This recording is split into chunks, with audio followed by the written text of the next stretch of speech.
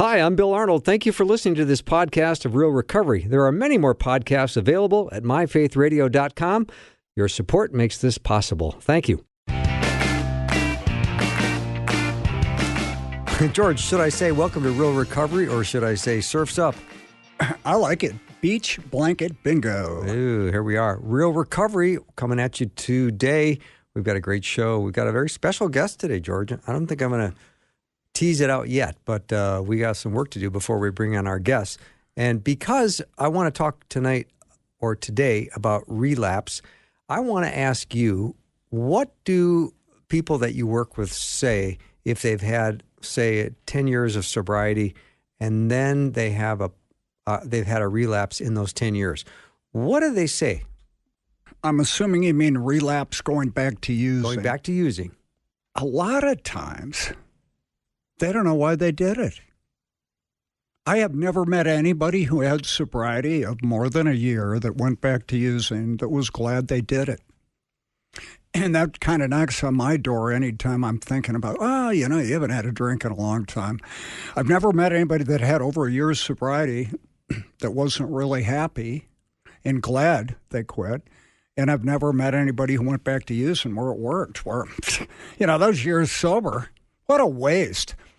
I think what happens is the Holy Spirit convicts you like, you're not doing what you're supposed to. You're not doing what you said you were going to do. You're not doing what I created you to do.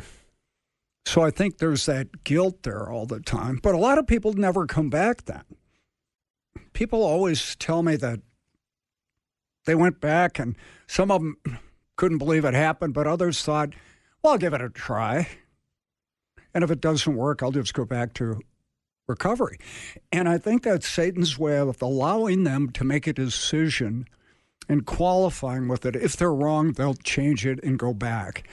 Problem being, we've been to a lot of funerals of people who didn't. It sounds like it's going to be temporary, and that's must be the bargain you make. I'll go back, and if it's not working, I will be right back on my recovery program. But that's not the way it works. Correct. Yeah. I think you need other people in your life. Where I see people go back is they're usually not working with anybody, helping them get sober. That this was a thing they did to get out of trouble, and they stopped doing what they were doing to get sober in the first place, working with other people, being in community. We all like to isolate, and getting away from community, getting away from prayer, daily devotional, working out, taking care of yourself. You have a one-day escape from using. And my sobriety is being based on a spiritual condition of being connected to God one day at a time. Matthew 6:34, do not worry about tomorrow. Each day has enough trouble of its own. Mm-hmm. So, George, when you are confronted with a temptation or a thought, and I would say you're getting probably some kind of emotional or spiritual hijacking when you say to yourself, I think I can go back and try having a drink, and if it doesn't work, I'll get back on my program. That's a big lie. But how much time do you think there is? How much crisis time are you looking at? Is that an hour, a half hour, 5 minutes? It's almost like when the dessert tray comes by, and all of a sudden your brain lights up like the scoreboard. You're trying to figure out what you're going to have. And you say, no, I'm going to pass. And then they walk away, and then you're kind of over it. Not you in specific, but in general. Okay, I missed that. A normal person. Because my thought is leave that here. Yeah.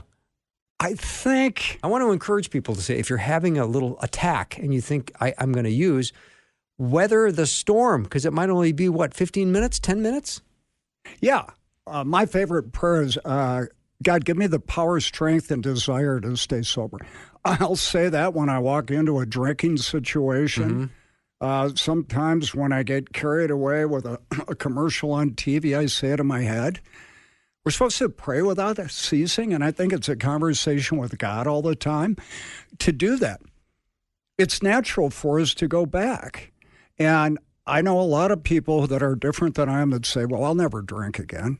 I don't say that. I said that once, and it turns out I was wrong. Mm-hmm. It's real easy to go back. I had a dream last night that I was back in treatment. Now, usually I don't remember my dreams. And what I remember waking up this morning was the feeling of nobody believed what I was saying. My life was a total disaster, and I didn't know who I was anymore. Whoa.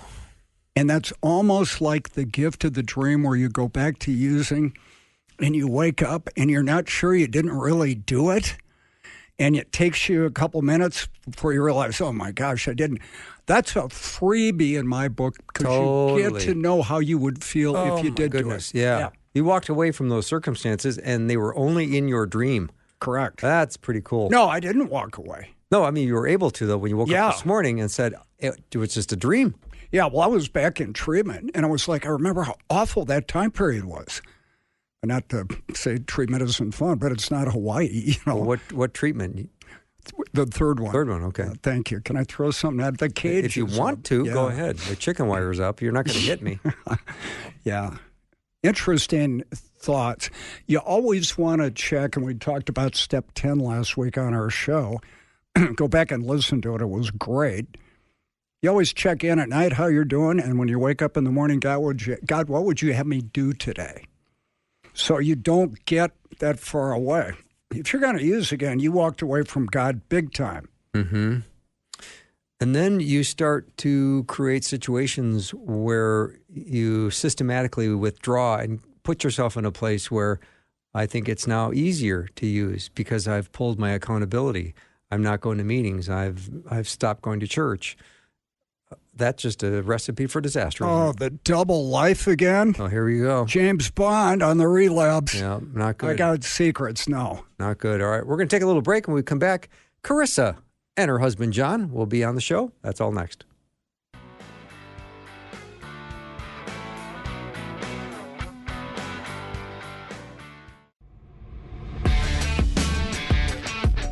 Welcome back to Real Recovery. Bill and George. Ryan's on the board, as always. And George, tonight we have a spectacular story because it's now 10 years ago. We had our guests on the show, and they're back.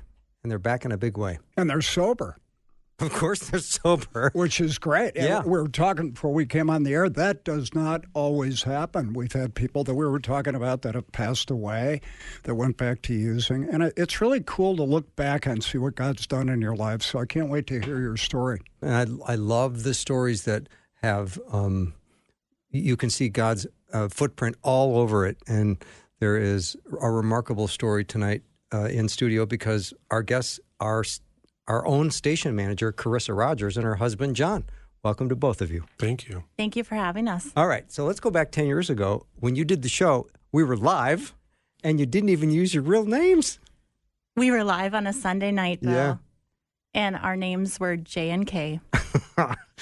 And there was a certain level of anonymity you wanted, and we honored that, of course. But now 10 years later, you're back with 10 years of sobriety, and look what God's doing in your life. And now it's Karisa and John Rogers here in studio. It's spectacular. Yeah, and I've been thinking about that too. Why did we want to be anonymous back then? And I think what's really come to mind for me is how much shame I had around my story and how little did I understand what God was doing. And I wanted to be anonymous for so many reasons. But now 10 years later, I want it to be known what he's done in our lives. Well, I would love to hear both of your stories. I know you can do it probably in 2-3 minutes apiece. So, John, would you lead off? Sure. I was drinking for the majority of my adult life. From even as young as 16, I started, and then I got heavily into it when I became of legal age. And that continued. I mean, I think it was wrapped up a lot in the crowds that I was hanging out with when I was younger, but then it got into, I didn't mind drinking alone at all. I realized that pretty quickly, so I didn't have to be in a social context for me to enjoy drinking. So I went from high school to some college, and then getting into more adulthood when I was of legal age to drink. That was kind of my escape when I didn't like things about myself or like how life was going. That's just what I chose to, occupy my time with. That's how I chose to medicate. And as I got further into adulthood, I think I was blessed in that I had a dad who was an alcoholic, who was in recovery. He was sober for over 20 years when he passed away. But he, in many different ways, by going to his meetings on Thursday nights, by just telling us about his recovery, me and my brother, I was aware that tendency was within me. And from that awareness, I think it was a realization that I was an alcoholic. That wasn't always something I was willing to accept, especially early on. It was just a nagging feeling of, oh, that's me too. My brother didn't have it. I knew that much, but I had the sneaking suspicion that I had it too. So add that in, and I was still drinking, dealing with the guilt of, oh, I'm definitely an alcoholic. I need to stop this at some point. And you just pile on more drinking on top of that to drown out all that stuff. So did that, having your dad be in recovery, being happy about it, talking about, make it okay for you to go, hey, I have the same thing too? Was it easier because he did that? No, because I think my dad found a lot in recovery and he improved a lot. He was a Vietnam War veteran, so he found a lot in getting rid of drinking. But I think there was some stuff that he hadn't resolved yet, or that even couldn't be resolved by that, possibly, just in his life. So he had other things that he was dealing with. He had anger issues, and not anything terrible, but I definitely didn't see him as an example until later. Later on, I could reflect back and say, wow, what he came through and was able to quit drinking, and even to just have a small amount of frustration or anger was acceptable for what he was dealing with. So at the time, I didn't look up to him. I didn't look at him as an example. But later on, I definitely did. I think for me, my motivation was he did show me that I have alcoholic tendencies, that it's genetic, that it's possible that I got what he has. So I learned that much. And then later on, I think it just became the writing was on the wall where I was headed if I didn't stop. That's what got me to ultimately want to stop. How long did you have the idea that maybe I have this before you quit? Probably 10 years. I mean, I was drinking at work when I was 17 years old. Good. We don't want to overreact to that. We want to make sure we're right. Did that work for you for a while, though? The first time, we can always talk about when we got the warm feeling and where's this been? And for a while, it seems to work for most people. Yeah. And then it doesn't. Do you remember when that started happening to you? I honestly, I think it worked fine for me up until the day I said I need to stop. I think I was a functioning alcoholic. And the day that technically the day that I stopped, I had to call a cab to bring me from home to my car, which was parked by my work, in order for me to move my car into a lot so I didn't get towed. And then I was planning to go into work that day. So I was a functioning alcoholic all the way up until I couldn't be anymore. So that morning, for whatever reason, again, I don't know this side of heaven why, but I just got to a point where I need to stop this, and I didn't go into work that day. I enjoyed that night before as much as I could, you know what I mean? Sure. But I had to get a cab home. I didn't remember where my car was until I really had to think about it the next morning. But I enjoyed that night, and so I was enjoying myself, I guess, up until that point. But the nagging feeling of this is not going to last, this is going to turn, the hangovers, all that stuff was accumulating, and that was the weight that was on me. That's stunning to hear. Oh, it really is. John, when you started at 16, were you looking for adventure, or were you trying to sweep something under the rug and reduce some pain and anxiety? I think it was the latter. Okay. Yep, for sure. Okay. Because even the adventure, I didn't really enjoy social settings that much. And if I did go out in them, I wanted to be comfortable, and this is the way that I felt comfortable. But even the fact that I couldn't enjoy social settings felt like I was ashamed of that. So in order to medicate and silence that shame, I drank. Yeah, I drank for many reasons. Do you like the buzz? Oh, yeah. Yep. That was a big part of That it. seems to be a common one. Mm-hmm. I like how I feel. So what would you just drink and watch TV? Oh, man. I would drink and make music. Oh, okay. I did that a lot. But drink, watch movies. I'll caution another thing that I got into in the later years was Adderall. Because Adderall is technically, I think, an amphetamine Correct. of sort. And when I took that, I could drink as long as I want, as much as I want almost, because it, for whatever reason, it allows you to do that. And so also when you're on that, you can concentrate and do things at a high level, you think. And so that would give me this weird sense of I'm drinking, but I also have motivation to do like I would do my friend's homework on that stuff. And so there's just this combination of an amphetamine and alcohol that, you know, when you ask about or talk about the reasons why I was thinking about quitting, I think that was one of them, is because I could see myself going down that road even further as well with that drug and that line of drugs, which I can't even, that's just scary to think about. How long did you take Adderall? I didn't have a reliable source for it. My reliable source was actually my friend. No prescription? Nope. Oh, okay. Nope. So I had a friend who was prescribed it, and so I would I would do his homework with him or for him in order to get that stuff. And I could have found other avenues to get it. And that's what I think the scary part is I wanted to do that and I wanted more of it, but I didn't really have access to it. But that's a scary drug right there. You talked about the hangovers. Mm-hmm. And as we progress in our drinking career, they seem to last longer and get worse. Yep. Reflecting back on that, don't you see that as a blessing from God? Hangovers? Yes. Yes, most definitely. And I also think, being 40 now, if I had to experience one of those today, I might die.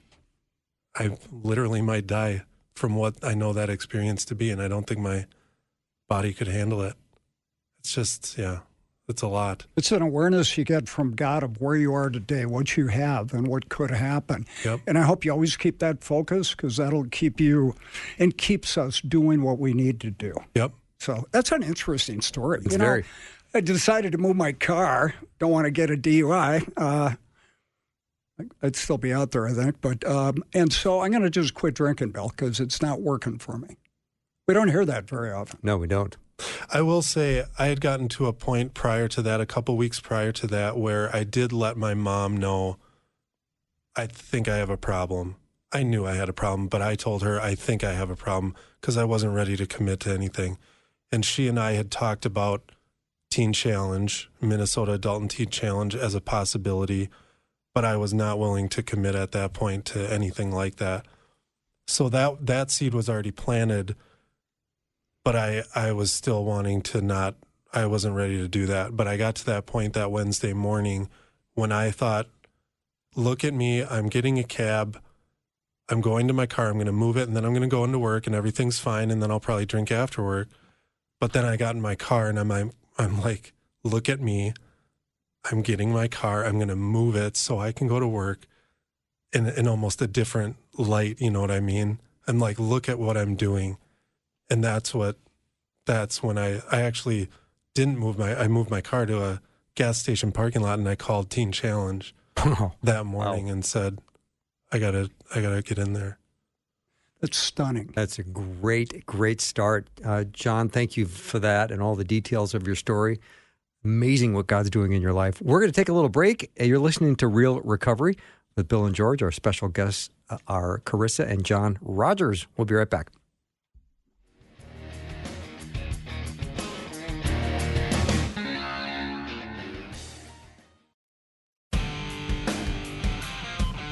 Very special guests in studio with us. You're listening to Real Recovery with Bill and George. We have Karisa and John in studio. And John, right before the break, we were talking about, you said at one point, I wasn't entirely willing. You said I might need help, but you didn't come out and say I do need help. So you weren't entirely willing. What would you say to someone that's in that very same spot tonight? They're not entirely willing.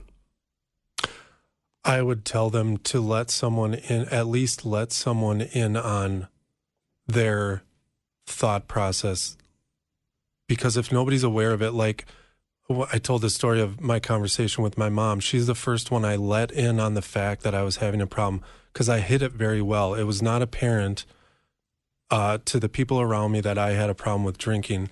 So me letting her in on that issue, letting her know that I was struggling with that, I think then it made it a little bit easier for me to make that decision a couple weeks later to ultimately go into treatment. So my advice to anyone that's struggling with it would be to just let someone in on what they're dealing with. So there's that small level of accountability, and that could be the thing that pushes you a little bit further to ultimately make a decision to get help.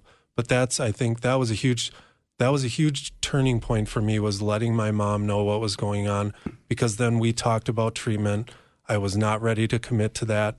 But why would I be? I just let someone know what was going on. That was a huge thing. That alone was a huge thing. So it wouldn't really make sense for me to just up and be ready right away, right there. It still took a couple of weeks to let that settle even, and then ultimately make that decision. So yeah, I would just let someone in on it, a trusted person, preferably someone who is sober, and that has an idea of what needs to be done with that and in recovery, I think would be the best. That's awesome, John. Great job, by the way. Thank you for everything you shared. All right, Karisa, we're all looking your direction now. We want to hear your story. Well, thank you for allowing me to share it. And my journey with alcohol really didn't begin till after high school to increase in terms of being problematic in my life. And I think a lot of it pointed back to when I became a bartender. And I was a waitress since I was 16, so I was working in restaurants, but I was looking for ways to make more money so I could move out to California to be a part of media and making a difference for Christ through media. And so I tried to raise a lot of money working in a restaurant, hospitality industry, and bartending put me in direct access to a lot of alcohol and a lot of people that drank alcohol, including myself. And so part of the lifestyle that goes along with it is, what do you do after work? To socialize, you go out with your friends that you just worked with all night, and you spend all the money you just made, and you buy people shots in the bar. And it was just the lifestyle that went along with it. And I don't think I was strong enough in my faith and my spiritual maturity at the time to understand that this was not God's best for me. And I just immersed myself in it because I wanted to make friends. I wanted to be accepted. I really did have big dreams. I wanted to move out to California, but really my addiction started taking place at that time in my life. I was about 18, and I really spiraled downhill and quickly. And I went through a lot of heartbreak.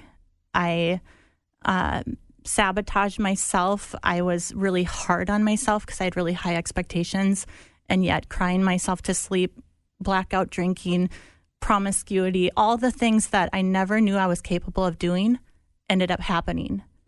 And I would try to justify it the next day when I pulled myself together, because I know I'm a daughter of the one true King, and I was raised in the church.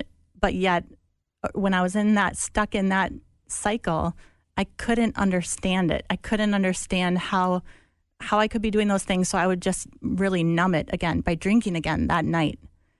And that was a cycle for me for many, many years, until it got really, really hard. And I think one day I decided, I need to get out of this city. I need to move to California, do what I had set out to do right after high school. So I raised $3,000, just enough money to get out of the city, and moved out to LA when I was 21. Had no connections out there, but I knew it was the right thing for me to do, is to just kind of have a fresh start. And God protected me out there in so many beautiful ways that I can see in hindsight now. But it was what a remarkable journey it's been. And to think back at myself then, I had a former pastor of ours tell us, wherever you go, there you are. And the drinking didn't stop.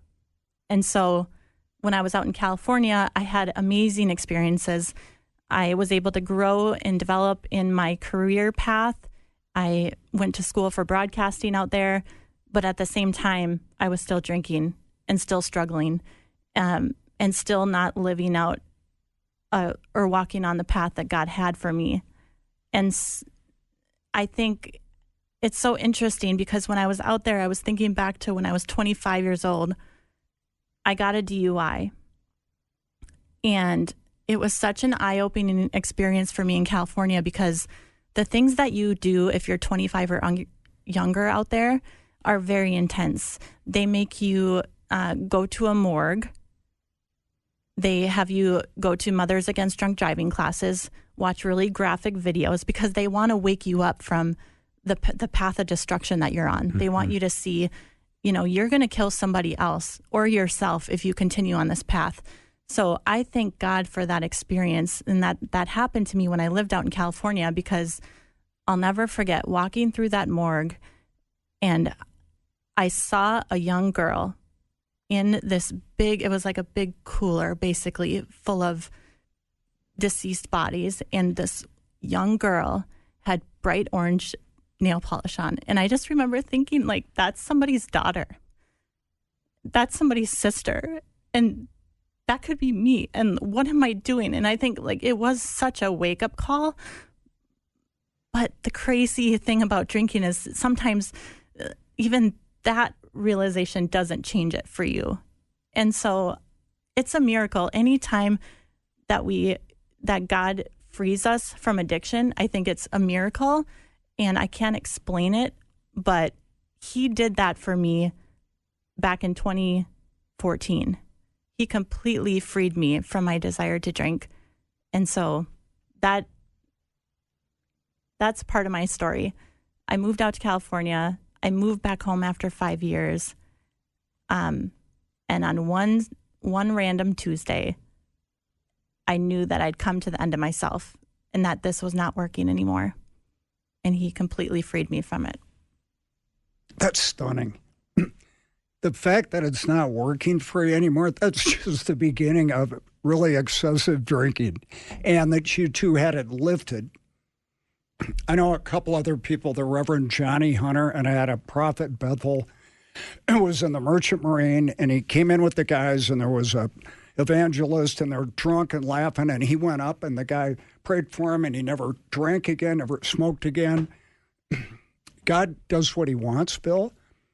But the hope that he can take that and instantly change it, I never get sick of hearing that. It's so powerful. Karisa, as a radio host, and you being my boss, I'm reluctant to say this, but I'm kind of speechless. Mm-hmm.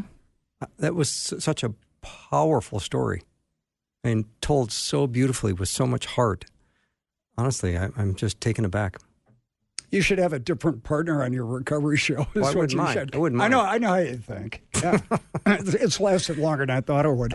No, it was really powerful, but God is very powerful. Mm-hmm. And when we hear it expressed in a great way, you have a gift for that, obviously.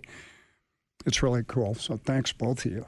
Well, thank you. And I think one of the things that John shared, and one of the things I agree with, is our surrender was a big part of it. Our finally understanding that we had a problem, we needed help, and we needed to hand it over to Jesus for him to do only what he can do with it, with our addiction. That needed to happen, because I remember the latter years of my addiction, me trying to micromanage it and say, well, what if I just have one glass of wine? I'm not drinking shots like I used to. I'm not blacking out like I used to, but I'm still drinking just a little bit, just micromanaging it. And I think that nagging feeling of Jesus wanting to have every area of our life, and that was one that I was not willing to give up for so long. But when I finally did, that's when I really started living the abundant life that he had planned for me. So you didn't go to a teen challenge? No. I always thought she did. I don't know where I got that. Should have known it 10 years ago. You should do show prep. My whole life show prep.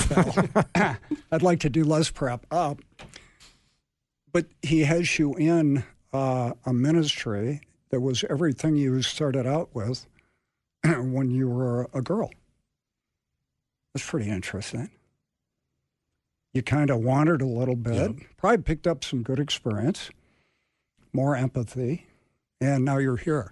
Great story. That's a great story. We're going to take a little break and come back. God always has a plan for you when you get free from your addiction and just the way the power of the Holy Spirit broke addictions. For John and Karisa, we're going to hear what God's doing in their lives. I think you kind of know what he's doing in Karisa's life, but we'll come back and hear both of their stories. You're listening to Real Recovery with Bill and George. We'll be right back.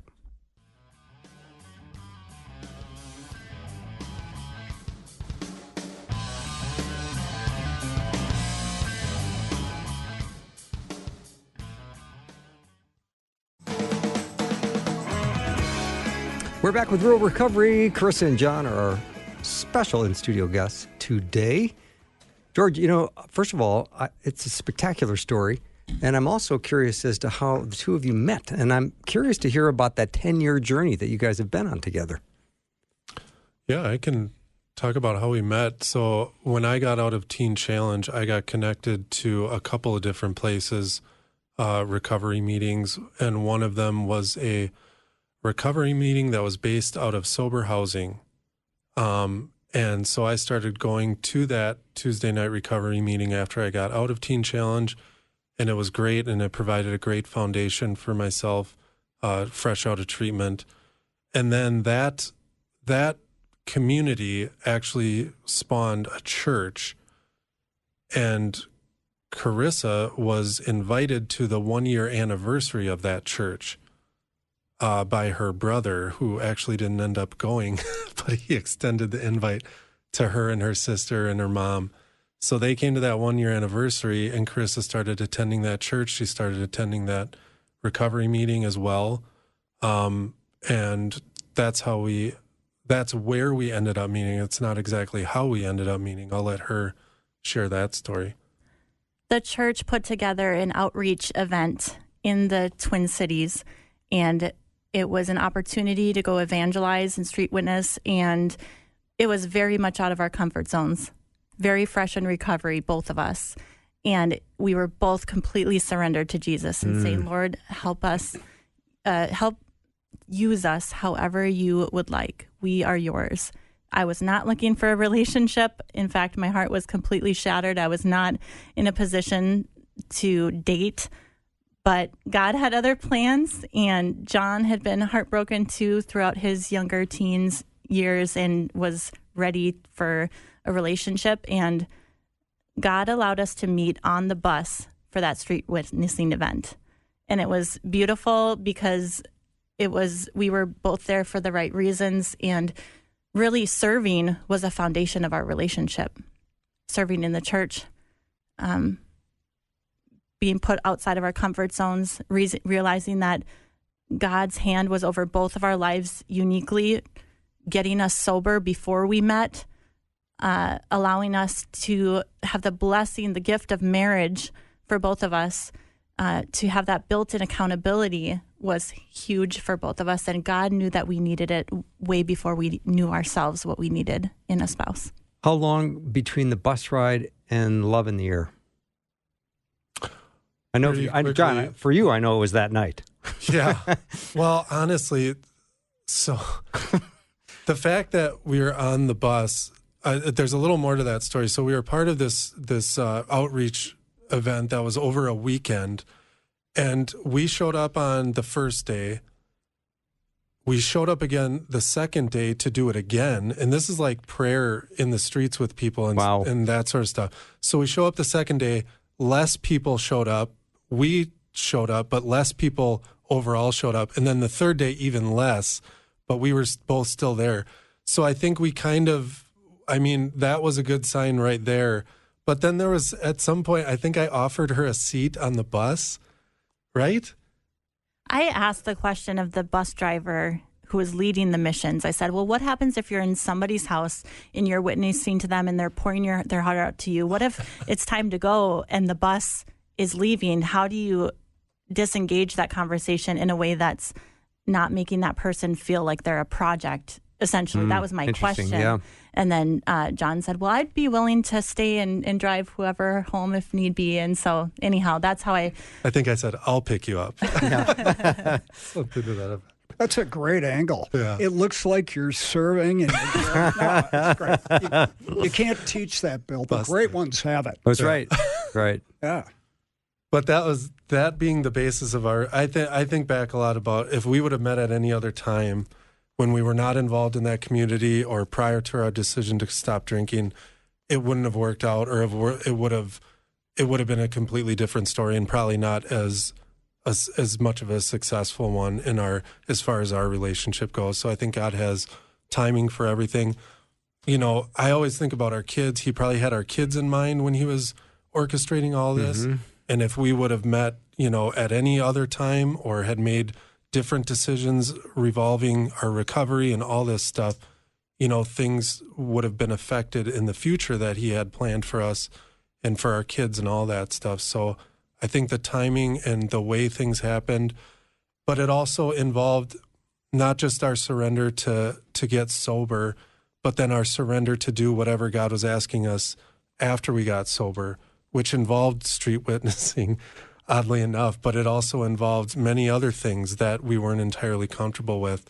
And that's just part of the growth. You know, if you really want to see what God has in store for you when you get sober, ideally you don't just get sober.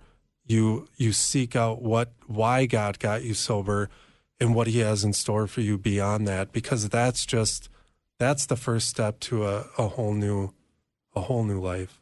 Yeah, and that's a good point, because right now I look back at my story, I see his hand all over it. I know that he has an important purpose for why I had to go through all that pain, because there was a point when I thought, you know, this is all going to go in vain. I felt really ashamed of the 9 years of my life that I wasted, essentially, or that I felt like it was a big waste.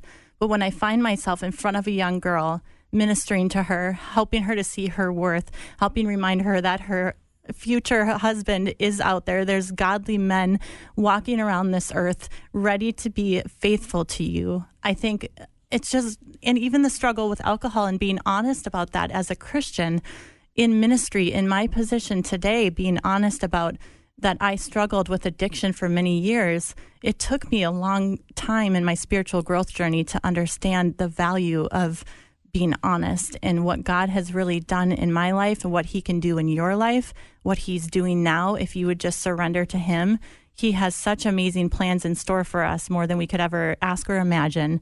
And our story is living proof of that.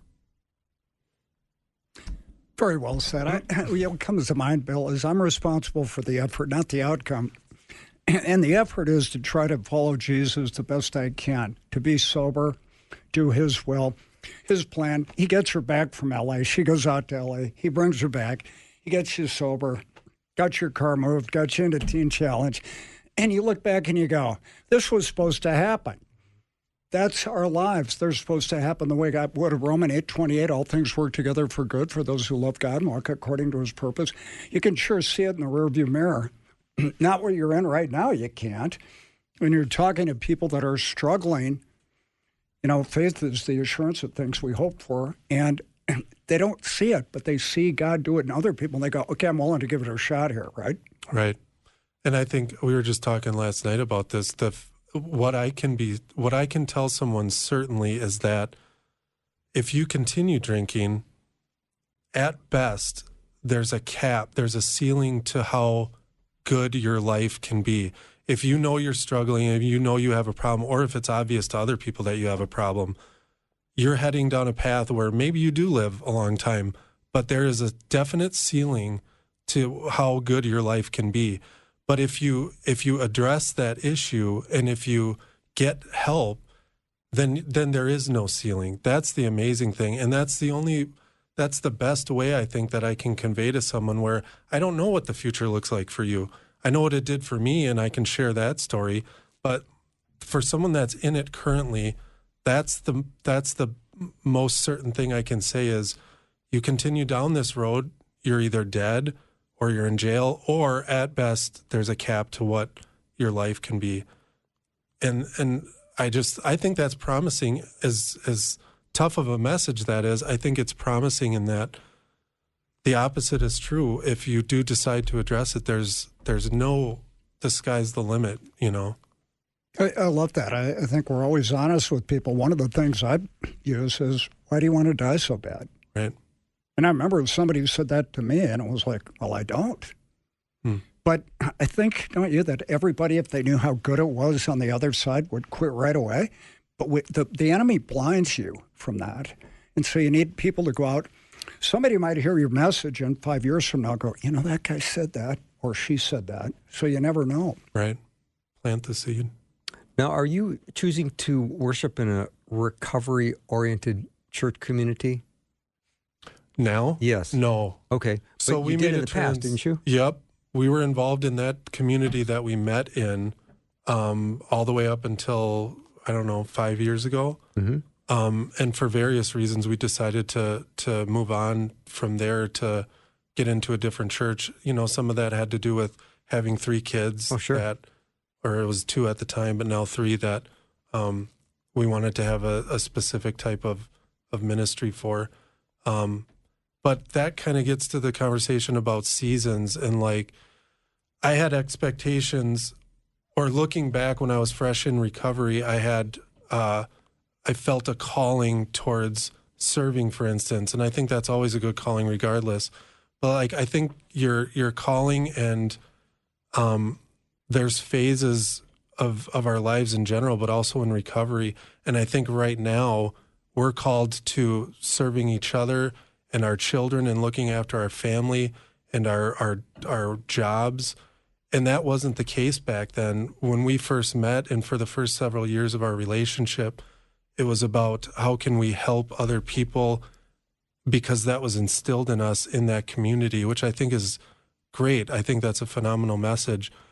What I'm struggling with today is, how do I continue that? Like, there's still part of me that wants to be a part of the recovery community, and I just don't know how to continue that on, like in the season of life that we're in, to maintain that relationship with the recovery community has been difficult for me. So I'm curious what you guys have thoughts on that.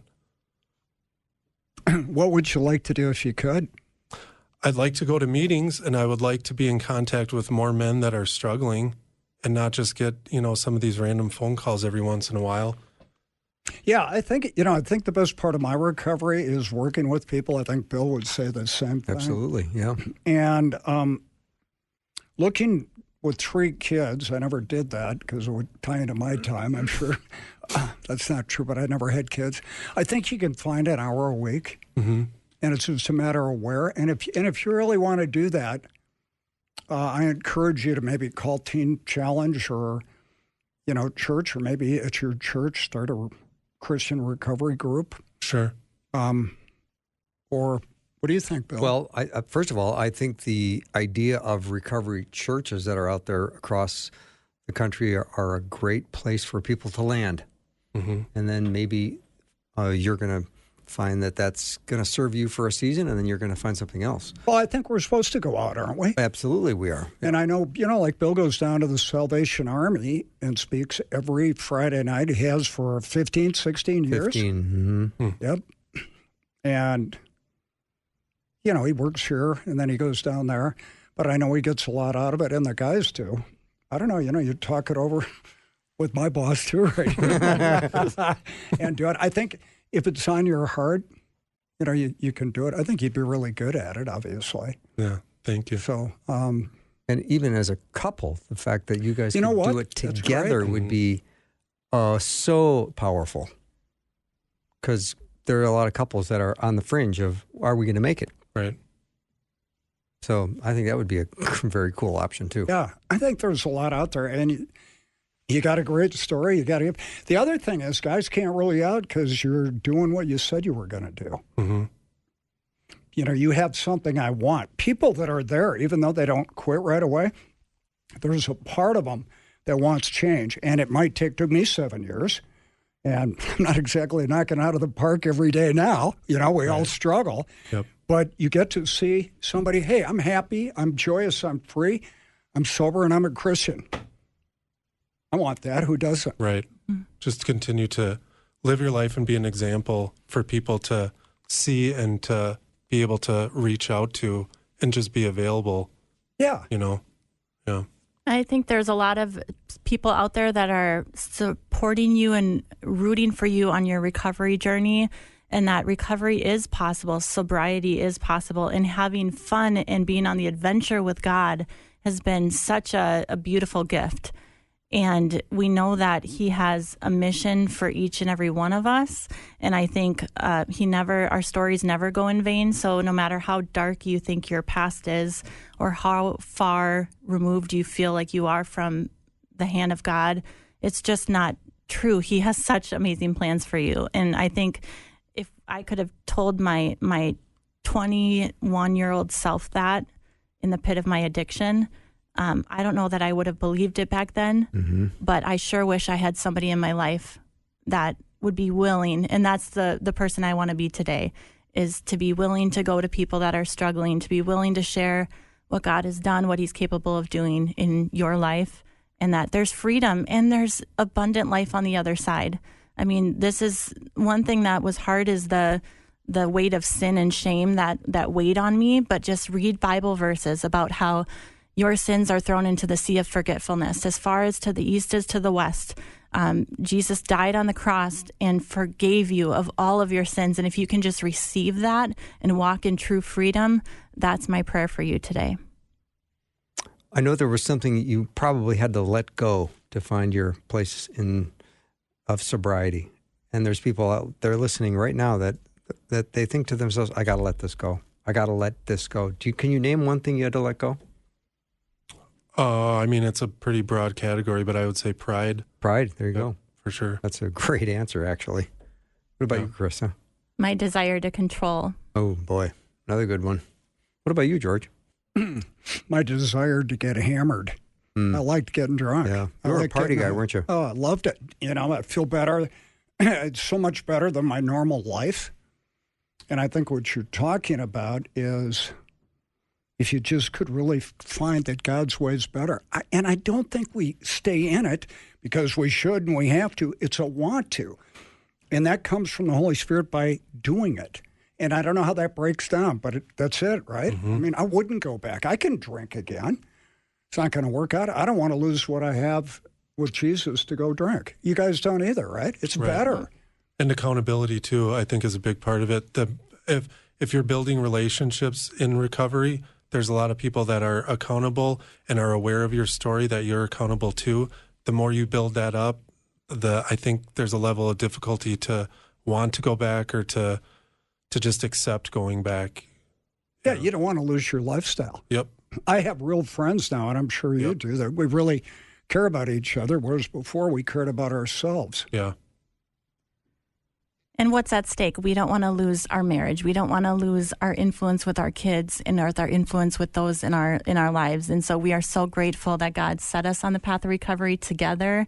We're stronger together, and we're so grateful for what God has done in our lives and what he can do in your life. So if you just believe it, he's with you, and he's got amazing plans for your life. Karisa and John, thank you very much. What a spectacular story. And Karisa Rogers and John Rogers have been our guests, formerly K&J.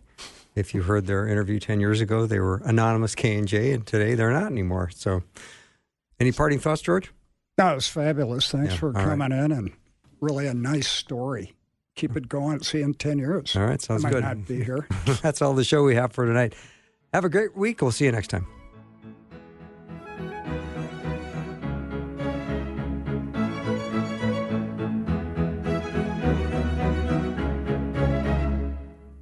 Thanks for listening. Programming like this is made available through your support. Information available at myfaithradio.com.